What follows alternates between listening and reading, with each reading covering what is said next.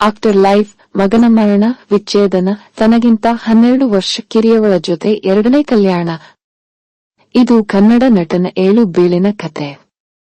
God father ಇಲ್ಲದೆ ಬಣ್ಣದ ಲೋಕಕ್ಕೆ ಅನೇಕರು ಎಂಟ್ರಿ ಕೊಟ್ಟಿದ್ದಾರೆ. ಸ್ಟಾರ್ ಪಟ್ಟಗಿಟ್ಟಿಸಿಕೊಳ್ಳುವ ಮುನ್ನ ಕೆಲವರು ಜೀವನದಲ್ಲಿ ನಾನಾ ಕಷ್ಟ ಎದುರಿಸಿ ಬಂದಿದ್ದಾರೆ.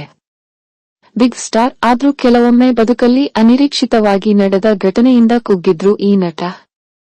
ಕನ್ನಡ ಚಿತ್ರರಂಗ ಮೂಲಕ ಬಣ್ಣದ ಲೋಕಕ್ಕೆ ಎಂಟ್ರಿ ಕೊಟ್ಟ ಪ್ರಕಾಶ್ ರಾಜ್ ಈಗ ಸೌತ್ ಸಿನಿಮಾ ಇಂಡಸ್ಟ್ರಿಯಲ್ಲಿ ಟಾಪ್ ನಟರಷ್ಟೇ ಜನಪ್ರಿಯತೆ ಹೊಂದಿದ್ದಾರೆ.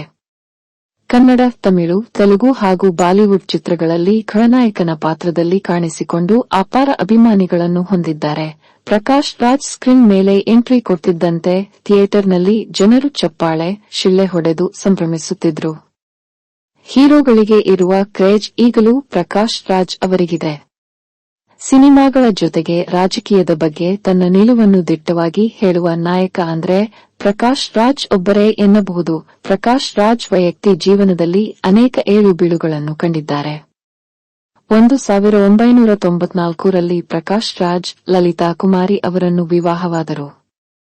ಮೊದಲ ಪತ್ನಿಗೆ ಇಬ್ಬರು ಹೆಣ್ಣು ಮಕ್ಕಳಿದ್ದಾರೆ. ಲಲಿತಾ ಜೊತೆ ಪ್ರಕಾಶ್ ರಾಜ್ 15 ವರ್ಷಗಳ ಕಾಲ ಸಂಸಾರ ಮಾಡಿದ್ರು. 2009ರಲ್ಲಿ ಇಬ್ಬರು ವಿಚ್ಛೇದನ ಪಡೆದರು. 2010ರಲ್ಲಿ ಮಗನ ಆಸೆಗಾಗಿ ಪ್ರಕಾಶ್ ರಾಜ್ ಪೋನಿ ವರ್ಮಾ ಅವರನ್ನು ಮರುಮದುವೆಯಾದರು. ಪ್ರಕಾಶ್ ಮತ್ತು ಪೋನಿ ದಂಪತಿಗೆ ಒಬ್ಬ ಮಗನಿದ್ದಾನೆ. 2023ರಲ್ಲಿ ಇಬ್ಬರೂ ಮದುವೆಯಾಗಿ 13 ವರ್ಷಗಳನ್ನು ಪೂರೈಸಿದರು. ಇಬ್ಬರೂ ಮತ್ತೊಮ್ಮೆ ಮದುವೆಯಾಗಬೇಕೆಂದು ಮಗ ವೇದಾಂತ್ ಬಯಸಿದ್ದ. ಮಗನ ಆಸೆಯನ್ನು ಈಡೇರಿಸಲು ಪ್ರಕಾಶ್ ರಾಜ್ ಮತ್ತು ಪೋನಿ ವರ್ಮಾ ಮತ್ತೊಮ್ಮೆ ಮದುವೆಯಾದರು. ಈ ಮದುವೆಯಲ್ಲಿ ಪ್ರಕಾಶ್ ಅವರ ಮೊದಲ ಪತ್ನಿ ಮತ್ತು ಇಬ್ಬರು ಹೆಣ್ಣು ಮಕ್ಕಳು ಕೂಡ ಭಾಗಿಯಾಗಿದ್ದರು. ನಟ ಪ್ರಕಾಶ್ ರಾಜ್ ಮತ್ತು ಮೊದಲ ಪತ್ನಿ ಲಲಿತಾ ಕುಮಾರಿ ಅವರಿಗೆ 3 ಮಂದಿ ಮಕ್ಕಳಿದ್ದರು.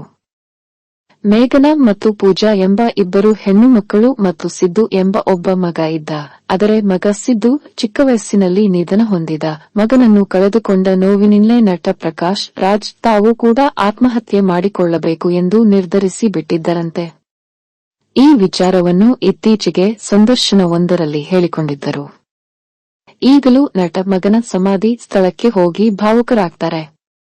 ಮಗನನ್ನು ಹೇಗೆ ಮರೆಯಲಿ ಎಂದು ಅನೇಕ ಬಾರಿ ಹೇಳಿದ್ದಾರೆ. ಪ್ರಕಾಶ್ ರಾಜ್ ಕನ್ನಡ ಟಿವಿ ಧಾರಾವಾಹಿಯಿಂದ ನಟಿಸಲು ಪ್ರಾರಂಭಿಸಿದರು. ಪ್ರಕಾಶ್ ರಾಜ್ ದಕ್ಷಿಣ ತಮಿಳು, ತೆಲುಗು, ಮಲಯಾಳಂ ಭಾಷೆಗಳಲ್ಲಿ ಸುಮಾರು 200 ಚಿತ್ರಗಳನ್ನು ಮಾಡಿದ್ದಾರೆ. ಪ್ರಕಾಶ್ ರಾಜ್ ಈಗಲೂ ಪೋಷಕ ನಟ ಮತ್ತು ಖಳನಾಯಕನ ಪಾತ್ರದಲ್ಲಿ ಕಾಣಿಸಿಕೊಂಡಿದ್ದಾರೆ. ಬಾಲಿವುಡ್ನಲ್ಲಿ ಸಿಂಗಂ ಚಿತ್ರದಲ್ಲಿ ಕಾಣಿಸಿಕೊಂಡಿದ್ದಾರೆ. ಪ್ರಕಾಶ್ ರಾಜ್ ಅದ್ಭುತ ನಟನೆಯನ್ನು ಜನ ಮೆಚ್ಚಿಕೊಂಡಿದ್ದಾರೆ. ತಮ್ಮ ಅದ್ಭುತ ನಟನೆಯ ಜೊತೆಗೆ ಪ್ರಕಾಶ್ ರಾಜ್ ವಿವಾದಗಳಿಂದಲೂ ಭಾರೀ ಸದ್ದು ಮಾಡುತ್ತಿರುತ್ತಾರೆ. ಪ್ರಕಾಶ್ ಒಬ್ಬ ಶ್ರೇಷ್ಠ ನಟ ಎಂಬುದನ್ನು ಸಾಬೀತುಪಡಿಸಿದ್ದಾರೆ.